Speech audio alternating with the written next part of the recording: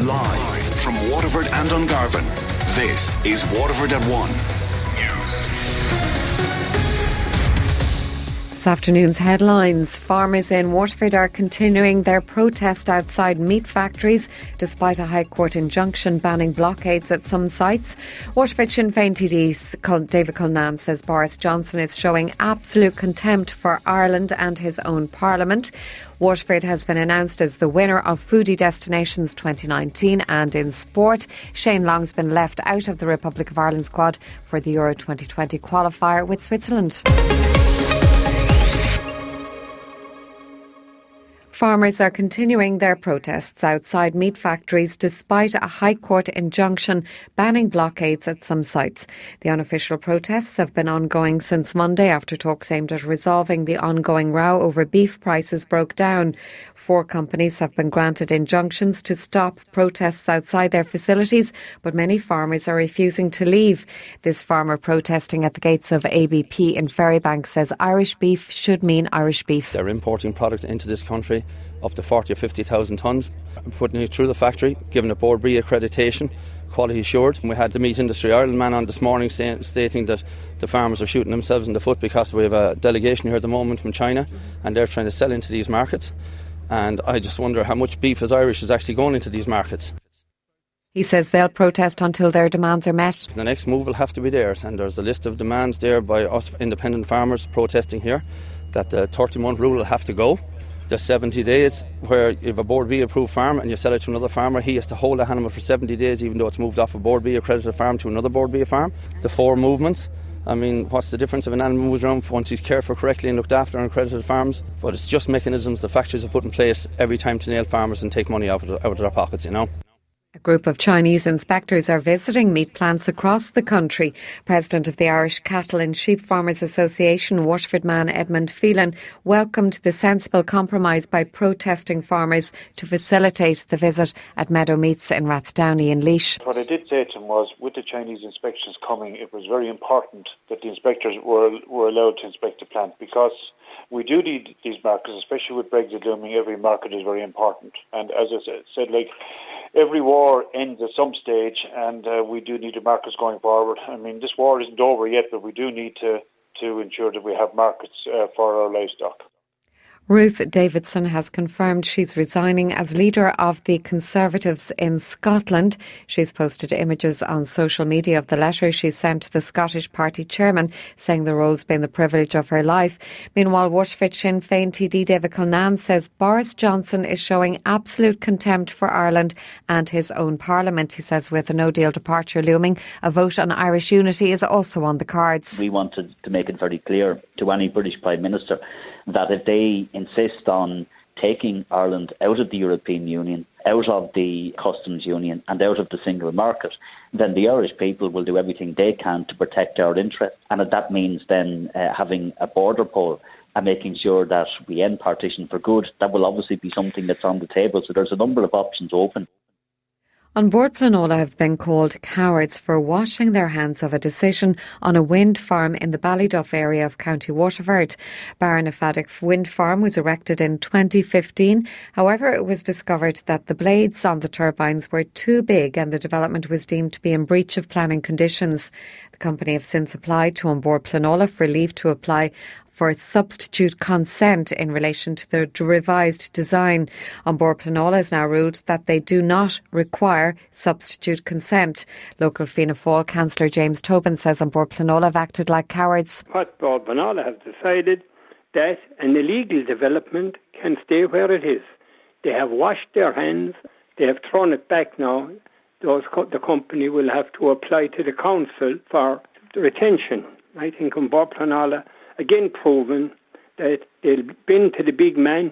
If that was a small person who had broken the law, I'm sure Board Planola would come down them like a ton of bricks. But here we are, a multimillionaire company getting away with it again. Unauthorised development is still in place. He believes the council needs to hold a judicial review on this. Their company will put in their planning for retention. We can object, but we won't be allowed to speak about it at council meetings because it will become a live planning. So therefore, as councillors, our hands will be tied. And I think the only way out of this And seeing that Bord Pleanála have acted the cowards in this instance and washed their hands of it, I think there is only one way for us to go, and that is a judicial review. And a judicial review will cost a lot of money, but I think it's the council who will have to take the judicial review, and it's the council who will have to pay for the judicial review. Motorists in Waterford are being reminded not to park their cars on footpaths. The Waterford Disability Network says it's regularly causing problems for wheelchair users as well as parents with buggies. Sean Rowan is from the group. He says it needs to be treated the same as parking in a disabled space. Hard enough for somebody pushing a pram or a buggy, and it's also elderly with walking frames find this problem as well. So it has to be taken as seriously as parking a double yellow line or parking in a disabled parking space. It is a nationwide topic, which is why we're trying to get it done at a national level in regards to Garda Síochána, which would be much more, just in the same way as drink driving or putting on a seatbelt. It's a national issue. Food producers and providers in Waterford now need to take advantage of their achievement in being named the winner of Foodie Destinations 2019. Votes from the public were combined with the score from a judging visit to Grow headquarters in Waterford to decide the overall winner. Founder Michael Kelly says the Waterford Way is a brilliant example of the food community coming together. They all work incredibly hard in very challenging time for the food business, and so we have to keep coming together to kind of leverage this now. You know, like Kilkenny won it last year and really leveraged it very successfully, and our opportunity now is to make sure we make the most of that and make sure we shout about it from the rooftops and bring as many food tourists as we can to Waterford. The number of overseas visitors to Ireland fell slightly in July by half of 1%. CSO figures show that more than 1.1 million people travelled here. Fewer people visited Ireland from continental Europe and North America. However, there was an increase in the numbers visiting from Britain and other areas. Meanwhile, the total number of overseas trips made by Irish residents during July increased by 7% to 968,900. Every childminder will need to be registered with TUSLA under new regulations put forward by the Children's Minister. There are currently just 81 TUSLA registered childminders out of as many as 19,000 working in the sector. Parents who use childminders will also have access to a government subsidy under the Action Plan. Minister Catherine Zappone says childminders will have to have certain qualifications in the future. We don't know what those qualifications are yet. This is one of the key aspects of the public consultation. We're not going to say you have to have X. We know that's of deep concern to the childminding sector, that somehow we're not acknowledging the value, the experience, etc. But at the same time, we want to make sure that what we ultimately put in place allows them to continue to stay with us. WLR Sport. And a very good afternoon, I'm Gavin, Whelan. Starting with soccer, and Shane Long has been left out of the Republic of Ireland squad for the Euro 2020 qualifier with Switzerland. Mick McCarthy has cut the number of players from 40 to 25, with Southampton striker and Robbie Brady the notable exclusions. Midfielders James McCarthy, Alan Brown, Alan Judge and Jack Byrne, and goalkeepers Kieran Westwood and Mark Travers are back in the squad. The boys in green take on Switzerland in the Aviva Stadium on the 5th of September and then host Bulgaria in a friendly 5 days later. Celtic are looking for a place in the group stages of the Europa League. This evening they take a 2-0 lead to AIK in Sweden ahead of the second leg of their playoff qualifier. Kick-off in Stockholm is at 6. Roma are believed to be closing in on getting Manchester United defender Chris Smalling on loan. The 29-year-old is expected to fly to Italy later for a medical. The season-long loan is expected to cost the Serie A side €3 million. Next to news of the domestic action, and following on from a positive display against Shamrock Rovers on Tuesday, Waterford FC will be hoping to get vital points on the table when Derry City visit the RSC tomorrow night. Despite a solid display in the Tallaght Stadium on Tuesday, the Blues suffered a 2-1 defeat, having played the entire second half with 10 men. Blues striker Michael O'Connor says it's another huge game for the squad. Yeah, looking forward to it. Obviously we were unlucky against Shamrock Rovers. I thought we were excellent throughout, from Matt to Dean up top. I thought he led the line well and he got his rewards with the goal. Now we bring that performance into Derry. Kick-off is at 7:45 and Matt Keane will have updates here on WLR.